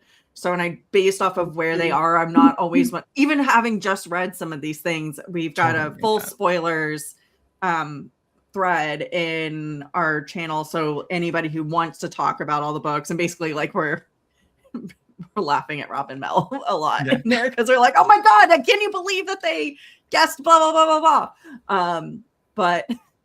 But having just read some of these things, I'm like, wait, did this happen yet? Or did it happen if we just read this and I don't remember? So a lot of me is texting with people being like, wait, can I say this? Brock's throwing a little subtle shade at Crystal. And he posted earlier. I meant to say congratulations earlier. Brock posted that he finished The Great Hunt recently. Ooh, so exciting! So good. Now I don't. So I realize saying this, there's a lot more to go, and it's not saying like this. It peaks now, but one of my favorite scenes happens at the end of the second book. You guys, if you haven't done a reread of the early books in a while, because I've been reading along with him, so I don't spoil shit, because I can never remember where things happen. Yeah.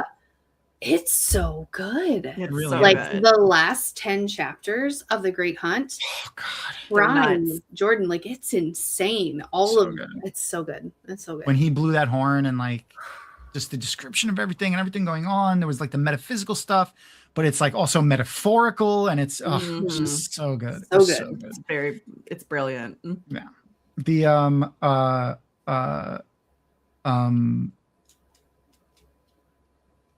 Nope, it's gone. Nope. Oh, the fight in the sky was the only thing that always made me like, what the fuck is going on with this? Like, where? Like, how does this even work? Like, remember trying to figure it out then. And Brock, we could talk more about that later if you want. Also, I would encourage Brock and others who are either reading for the first time. I don't think anyone else I saw in chat is, but if you know anyone who is, on the Drag 'em Out Discord, we have a great first time reader like section, and we have a bunch of different first time readers who have posted in there like their thoughts and stuff as they're reading through. So go and check that out, and you can follow along with some of the. One of the things I like to do is just follow along with the first time readers. And I love first time readers as they're talking through their theories, or just even experiencing their emotions of what they're going through as they're reading it, going back and remembering what it was like the first time. So fun. I'm thinking this just popped in my head. So this is a view into how my brain works. When you said that, my immediate thought is like, oh, we're vampires to first, like old readers of the Wheel of Time are vampires. 100%. But instead, like in Dresden Files, the vampires and that it's the positive. Yeah. We feed off of other people's emotions as they read through the Wheel of Time for the first time. So it's like I'm so happy for you to be experiencing it, but I'm all yes, give it to me. It's the only way I can feel this again. Yeah.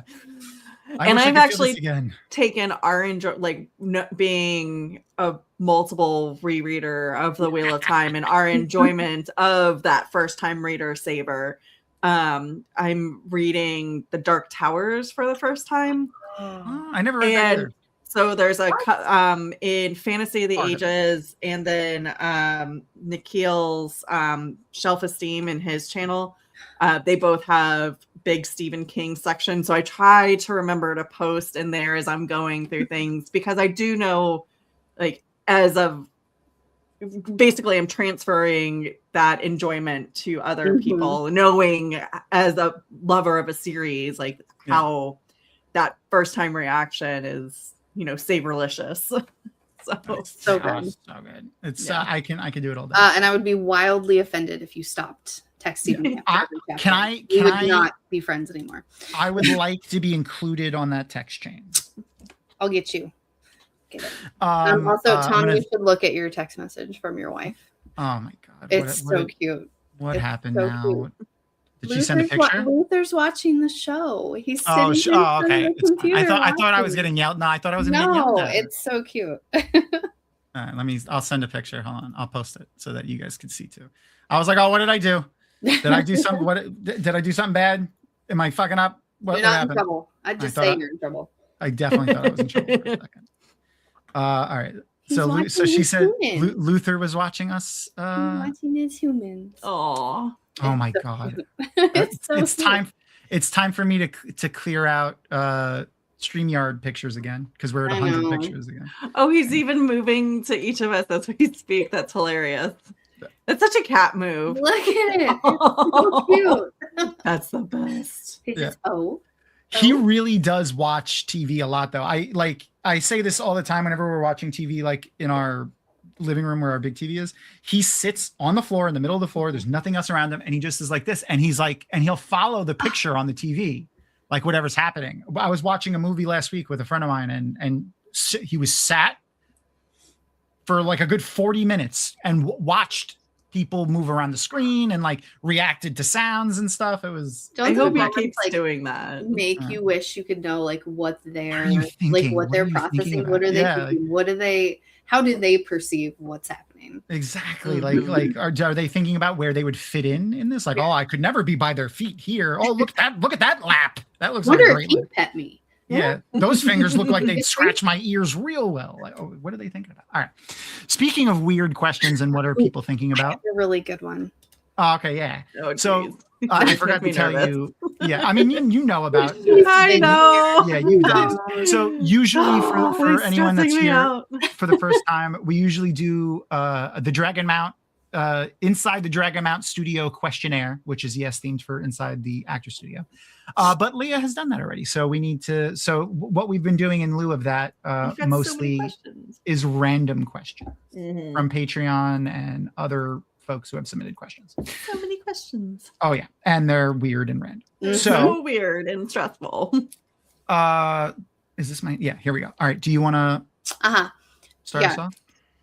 So I don't know how you feel about ghosts, but if you believed that ghosts are real, what do you think annoys them most about humans? Like, what is the thing that just makes them crazy that we do? I feel like it would depend on the ghost. So like humans, we all have different things that irk us. I feel like that transfers over to the spirit world. Like they all have their own personalities. So for some, it might be like, just put the toilet seat down, or turn off the lights when you leave. Yeah, turn off the lights, or could you just leave music on for me because I want to listen to music and I can't put it on myself. So I really do just think it depends on the individual spirit. But also because depending on the age of the ghost, I do think that they'll have this long wisdom. So they'll be like adults watching children make mistakes and you just want to correct them so much and give them advice, but based off of their experience again. So I feel like that would also be frustrating, just being like, oh damn, no, don't do that. Like that's such a bad life decision. Fair. I like that lore. Okay. This is again completely random. If you were allowed to add one piece to Monopoly, like, there's the car, the horseshoe, the thimble, the dog, what would you add? Do they have a cat?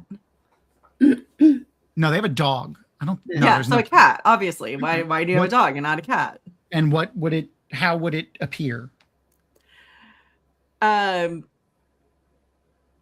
Probably standing on licking its legs, paw, judging. Licking its paw, judging you. Okay.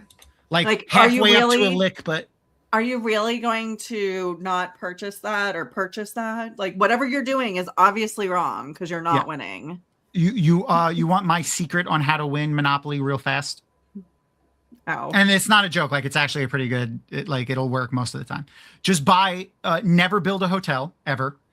Buy as many properties as possible and put as many houses on them as possible. In the rules, houses are finite.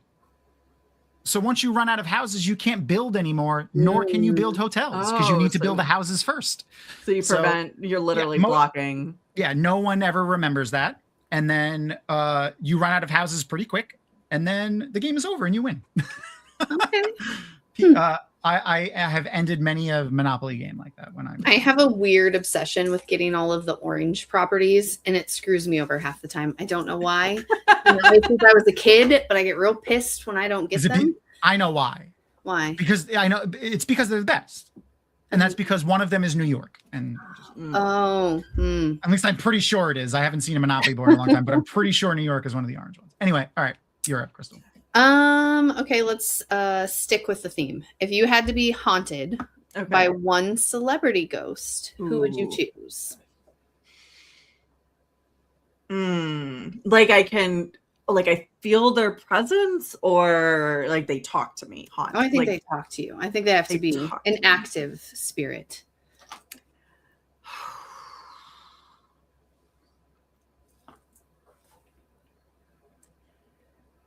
That's so hard. I feel like it's somebody, I would want it to be somebody that I could just chit chat with. And so somebody that kind of fits our vibe. And I'm totally not thinking, my mind is completely blank right now about anybody who's died. But it's basically somebody who would just nerd out on the same things and be able to. Robert Jordan. Yeah, but I don't think he would nerd out the same way we would about other things. Yeah. Well, and also, you can pick a living someone for when they die. You know, who would your celebrity ghost be? I don't know. Right now, Rosamund Pike is my current obsession. So, because I just watched that new movie that she's in. All right. And Erin mentioned that earlier, Ladies Man. Yeah, it's hilarious. Yeah. She's so good at it. Yes. But, yeah, so somebody who's just got good vibes and has a wide range of interests that we could just talk all the time. You know what, though? That is a fair assumption because a fun story. People might know it already because Kathy talks about it a lot. It's a famous Wheel of Time story. Like if you've been a part of the Wheel of Time fan community for a long time, and I mean going back 20, 25 years, when Robert Jordan was alive, you might have heard a story about someone called the German Shepherd Girl. That was because during an interview, at the end of book signings, commonly Robert Jordan would do a Q&A, asking questions and stuff. And I believe the question that Kathy, the CEO of Dragonmount, Kathy Campbell, asked Robert Jordan was, what would happen if you shot balefire through a gateway at somebody that was on the other side of the gateway, or what would happen? Mm-hmm. And his response to her was jokingly, because Kathy loves this, and it was funny at the time too, but I'm not going to deliver it as well, I'm sure, as he did at the time. Asked her when the last time she got laid was, and suggested that maybe she go out and find someone to get laid by, because that was a crazy question for her to ask. And the person that she suggested was man, woman, German Shepherd. It doesn't matter. That's what he said. Oh my God. So she became the German Shepherd Girl. Oh, that's what it was. If I shot balefire through a gateway, would it balefire? Could I balefire myself? What would happen? Because it would delete me from balefiring me. So how would that work? And that was his response to her. So I'm sure we actually probably could annoy him pretty well. All right, anyway. Well, and also I don't feel like he would fit a lot of the other I don't know what he was extremely well read, but I don't think he was. He was a genius. But I also don't think he has a lot of the other interests that I have. So yeah, probably not. Yeah. Yeah. So as much as it'd be fun to talk to him about books, I don't think he would care about my cosplaying or my Star Wars obsession. He loved cosplay. Like it doesn't matter if it was a different property though. That's one thing. He just liked seeing the talent and the effort get put into it. Oh, I only know that because of Dragon Mount and I mean not Dragon Mount, Dragon Con, and he used to go to Dragon Con all the time. A lot of other cosplays in the middle time. Anyway, all right, completely the other end of the spectrum, not deep at all. If you were a bottle of water, would you be sparkling or stilled? Sparkling. Okay. Yeah. I mean, because I'm shiny and glittery, so that is fair entirely. Yeah, I need the bubbles. Okay. What Star Wars character would immediately ruin a road trip? Anakin, because he would complain about everything. Well, if you didn't follow his plan, it's over. Yeah. Well, and even if you followed his plan, he would still find something to complain about. And again, I love his vibe, especially in Clone Wars.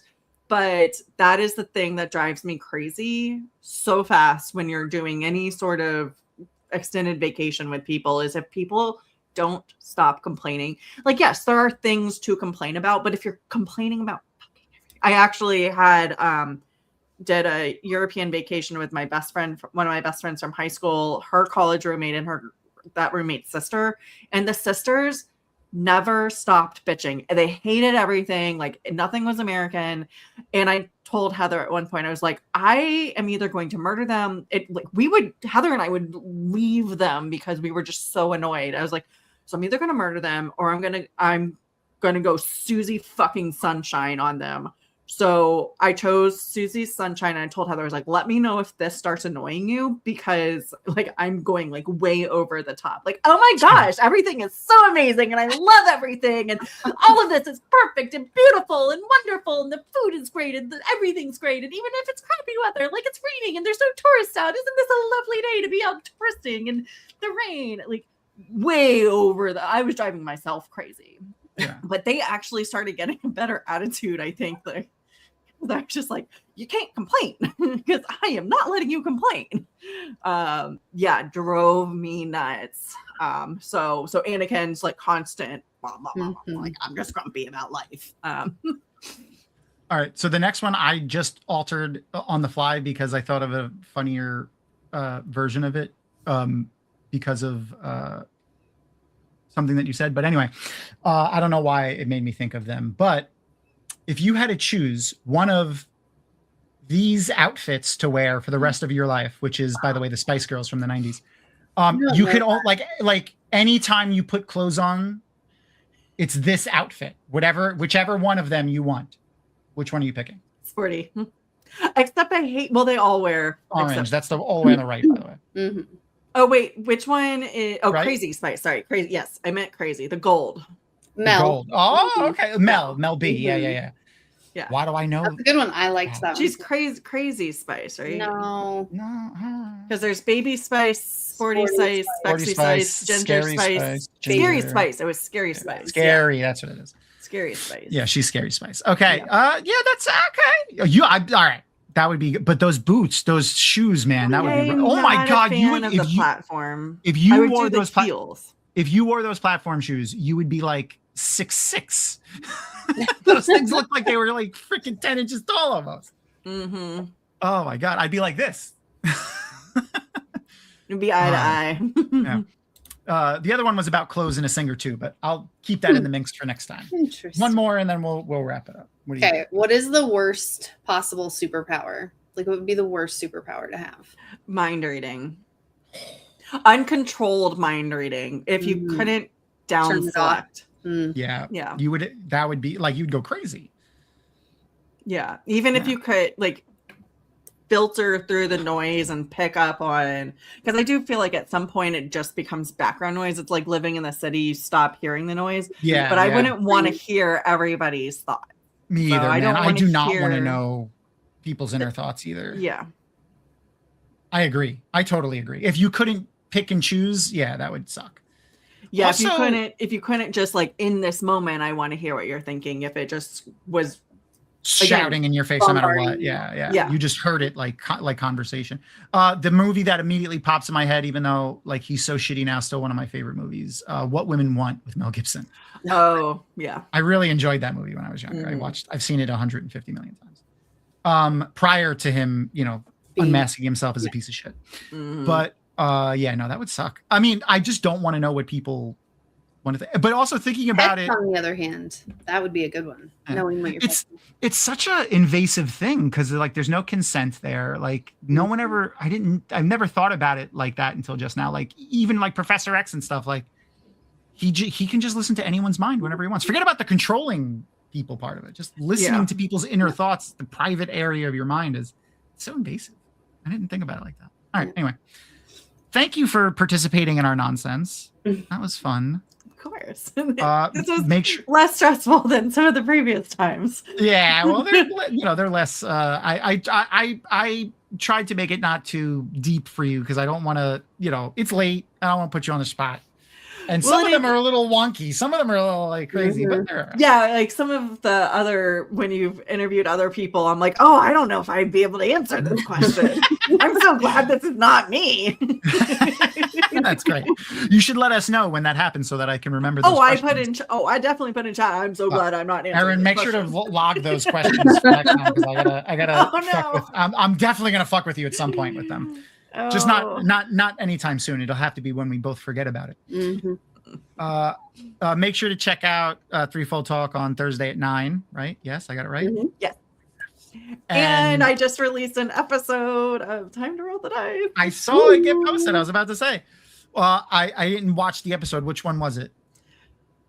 You guys are just starting to do some of the interviews with the townspeople of Newsteading. Yes, but I cut it off. It's a fourth age timeline. It's a Wheel of Time TTRPG set after the books, and there was an incident, and we're looking at what happened. I play an Ogier. And he talks so slow. I talk very slow when I which is so perfect, but sometimes I'm just like, oh my god, get to the point. That's why I do it. I know. It's not to annoy you specifically, but because that is the Ogier. That's how they do. Yeah, that's how they talked. And they annoy humans all the time. They do. And it's so perfect. So, but I definitely feel the like, just get to it so I can respond. Yeah.